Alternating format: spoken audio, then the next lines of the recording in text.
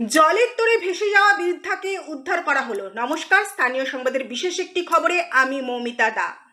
আজ সকাল 11টা নাগাদ দোকান বন্ধ করে বাড়ি যাওয়ার সময় ঘাটাল থানার পান্নাতে এক বৃদ্ধ দম্পতি জলের তোড়ে ভেসে যায়। কিন্তু বৃদ্ধ নিতাই চন্দ্র মাইতিকে সঙ্গে সঙ্গে উদ্ধার করা সম্ভব হলেও তার স্ত্রী গায়ত্রী মাইতি জলের স্রোতে অনেক দূরে চলে যান। ওই গ্রামের বাসিন্দা সুহিদ চক্রবর্তী বলেন, হঠাৎ করে বন্যা এসে যাওয়ার কারণে এলাকায় কোনো নৌকো ছিল না। ওই বৃদ্ধাকে উদ্ধার করা সম্ভব হয়নি। তিনি একটি গাছের ডাল ধরে প্রায় 2.5 ঘন্টা আটকে ছিলেন।